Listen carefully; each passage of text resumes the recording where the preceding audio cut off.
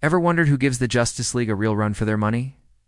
It's not just one supervillain. It's when they team up. Let's dive into the baddest of the bad, DC's major villain teams. First up, the original Bad Guys Club, the Injustice Gang, formed by Libra. This group was a direct response to the Justice League. Think of them as the anti-Justice League, with each member being a specific hero's arch-nemesis. Lex Luthor versus Superman, Joker versus Batman, Cheetah versus Wonder Woman. ... You get the idea. Their importance? They were the first to prove that to fight a league, you need a league of your own. They set the blueprint for every major villain team-up that followed.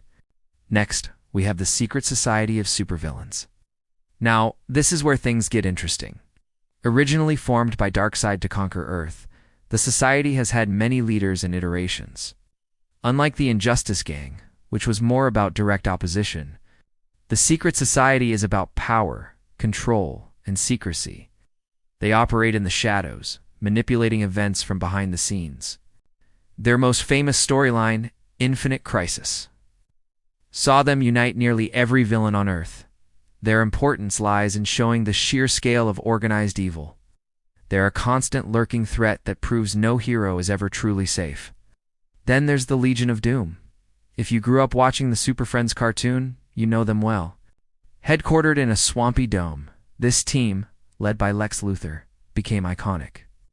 They were the Saturday morning cartoon version of villainy, but don't let that fool you. They've been brought into the main comics continuity and are deadlier than ever. The Legion of Doom is important because they represent the classic, almost theatrical supervillain team-up. They're not just about crime. They're about grand world-ending schemes and the clash of big personalities, making them incredibly entertaining. Let's not forget the Suicide Squad, officially known as Task Force X. This isn't your typical villain team.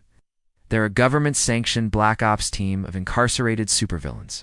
Under the ruthless command of Amanda Waller, they're sent on impossible missions in exchange for reduced sentences. They step out of line, boom, a bomb implanted in their neck takes care of it.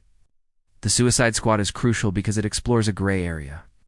They're bad guys forced to do good things, often for the wrong reasons.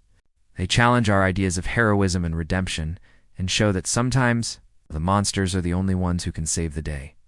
Finally, the Crime Syndicate of America. These aren't just villains from our Earth, they're the evil Justice League from a parallel universe, Earth 3, where everything is reversed.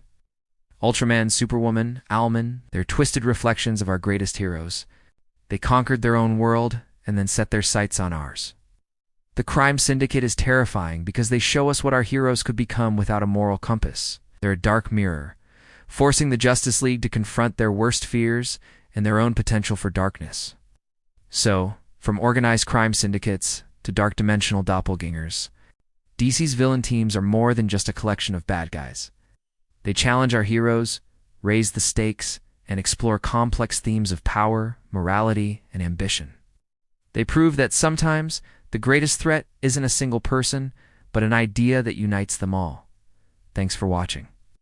If you enjoyed this deep dive into DC's dark side, don't forget to hit that like button.